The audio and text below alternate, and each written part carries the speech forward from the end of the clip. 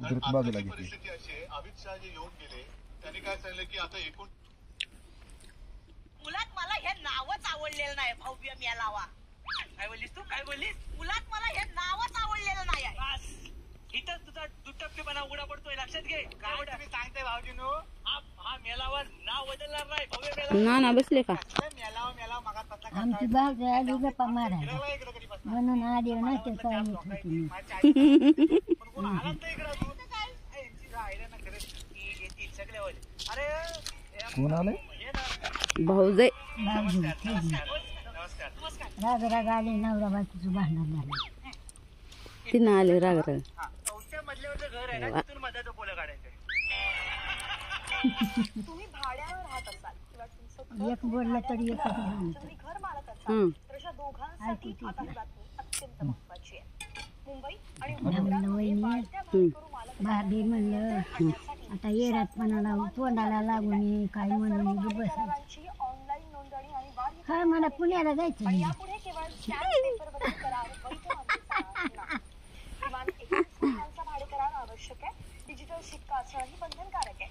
निवासी घरांसाठी अनामत रक्कम 3 महिन्यांच्या भाड्या इतकी आणि व्यावसायिक मालमत्तेसाठी 6 महिन्यांच्या भाड्या इतकी ठेवता येईल.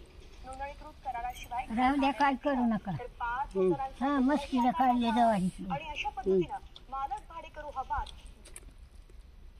चांगला आहे. त्याच्याकडे पैसा आहे, त्याच्याकडे बायको नाही, त्याच्याकडे पैसा आहे त्याच्याकडे बायको नाही. तुम्हाला दिल्या का गांधी शुभेच्छा? काय फरक पडतोय दिल्या का नाही दिल्या का? बाबू गुट्याची नवरी बघितली बाई माझ्या आरतीने रक्क्याची रक्क्या पोरगी आता लग्न केलंय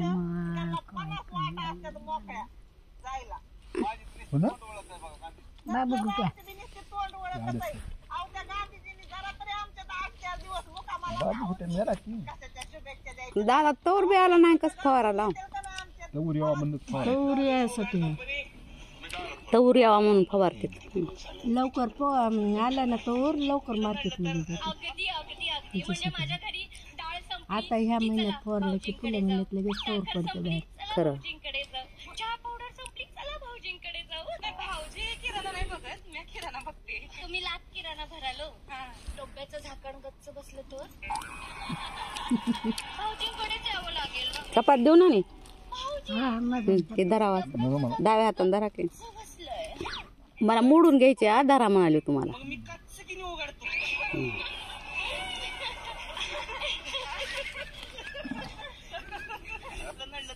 अगदी अगदी अगदी म्हणजे माझ्या घरी डाळ संपली. घरात मग परत आहे का ती माझा जन्म संपून जाईल पण डब्यात बाबासाहेबांचा भागलं अभ्यास करणं डब्यात मात्र संपणार नाही. आणि मग मला आंबा आली आहे माय वहिनी त्याला. की ज्यांचा अभ्यास एका जन्मात करणं शक्य आंबा आली का आली आहे. 30 पदवी आले 9 भाषा लांबट लागायला खात. प्लस संघर्ष करायचा संध्याकाळी बघते करू नका संविधान सभेमध्ये त्यांच्याही पण आंबा आले opposite भाजी side ला छान तेवढेच त्या दिग्गज दिवशी आहेत. काकून आणल्या होत्या करून प्रतिवाद करत आहेत छान त्यांना झाली. त्यांचं पण लय मोकळी केलत्या. द्यायचे आहे. आणि अगदी लहानपणापासून चाललेला हा संघर्ष शेवटी त्या समाजाला माणूस म्हणून जगण्याच्या अधिकारापर्यंत नेऊन पोहोचवायचं आहे. एवढं सगळं एका माणसाला खरंच कसं जमलं हा एक मोठा मला आश्चर्याचा धक्का बसतो. आणि हेही लक्षात येतं की खरंच खात नाही हो गोड आहे ना ती पाव कितीही तसलं राव शतकामध्ये खाल्लं नाही तसलं लय खाता येते. की कदाचित माझा जन्म संपून जाईल पण बाबासाहेबांवरचा अभ्यास करणं महागाईचं वादळ, खर्चांचा महार वतन म्हणजे नेमकं काय? अलीकडे पार्थ पवार यांच्या महार वतन जमीन घोटाळ्याच्या न्यूजमुळे महार वतन हा विषय चर्चेत आलाय. पण तुम्ही ऐकलं असेल की महार समाजाला अस्पृश्य वागणूक दिली जायची. मग महार वतन कसं आहे? खरं तर झालं फवारायचं. हे जाणून घेणं महत्वाचं आहे. पूर्वी आपल्या समाज व्यवस्थेत वतन संस्था अस्तित्वात होत्या. या व्यवस्थेत गावाच्या सेवेसाठी हक्क आणि मोबदला देण्यात येत होते. हा मोबदला निश्चित आणि परंपरेत चालत आलेला होता. वतन संस्थेमध्ये मुख्यतः नळी जोडा म्हणलं होते. एक म्हणजे राजाची मदत करण्याच्या अटीवरून राजाकडून दिलेले वतन. या प्रकारच्या वतनदारांना त्यानं दिल्या म्हणजे ग्रामसेवक आधारित होते. उदाहरणार्थ महार वतन गावातील विशिष्ट कामे करणाऱ्या गावकऱ्यांना किंवा कर्मचाऱ्यांना गावाकडून देण्यात येणारा मोबदला किंवा जमीन यालाच महार वतन म्हणतात. महार समाज गावातील विविध सेवांची जबाबदारी सांभाळत होते, जसे की संदेश पोहोचवणे, सुरक्षेबाबत मदत करणे, सार्वजनिक कामात हातभार लावणे इत्यादी. या सेवांच्या वस्तू एखाद्या मुलाला साधा पेन जरी खरेदी करायचा मला तर बाजरी पेंड्या बांधून मला जायचं हा 40 एकर जमीन कोरेगाव सारख्या हे? ठिकाणी व्हॅल्युएशन असलेली जमीन खरेदी करतो आणि वडिलांना माहिती नाही. ते कायला कोणाला तरी खरं वाटेल का? कोणाला तरी खरं वाटेल का? आणि मग माझा याच्याशी संबंध आहे असं कसं म्हणू शकतात अजितदादा? माझं याच्याशी संबंध आहे असं अजितदादा कशा पद्धतीनं म्हणू शकतो? एखाद्या मुलाला साधा पेन जरी खरेदी करायचा तर तो वडिलांना सांगतो. हा 40 एकर जमीन कोरेगाव थोडी टाक, थोडी द्या. 1800 कोटीचं ते व्हॅल्युएशन भात घ्या दादा तिथला. करतो आणि वडिलांना माहिती नाही. नाही सगळे नाही नाही नाही मला बस झाली. घ्या की मग घ्या. नाही न ग मला एवढीच बस झाली. खरं वाटेल का? आणि मग माझा याच्याशी संबंध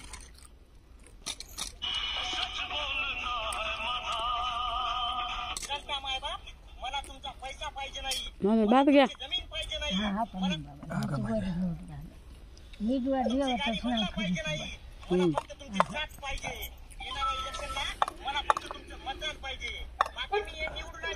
वरून छान झालं बघा. दादाला द्या. मुगाच्या डाळीचं वरण छान होते. जिरी मोहरी टाकून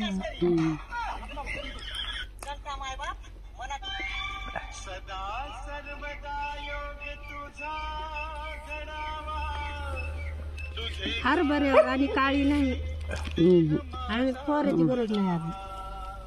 आळ्या कुठं बुट दिसल्या नसतो.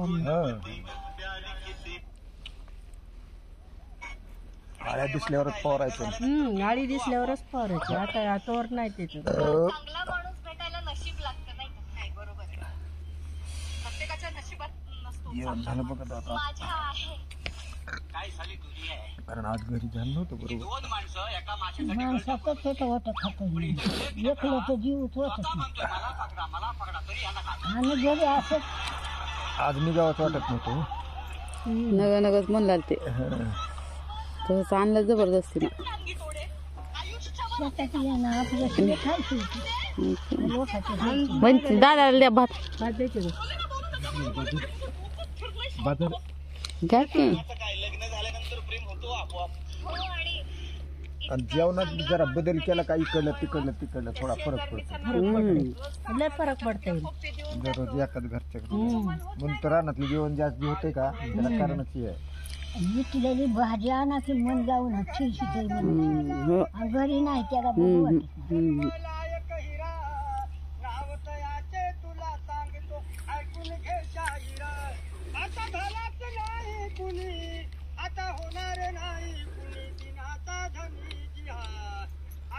भाजी खात काय त्याची भाजी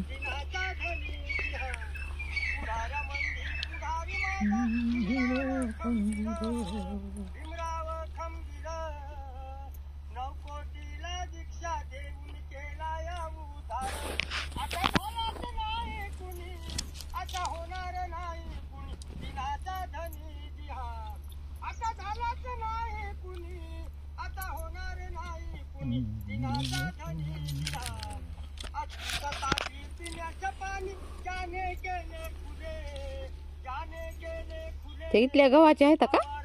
इथल्या छान माहिती राशींच्या गव्हाचे येतात. राशनच्या छान आहे. राशनच्या गव्हाच्या गहू लय मस्त आले. खरं बुटके बुटके गहू पांढरे पट खरं. ए भात घे तुला.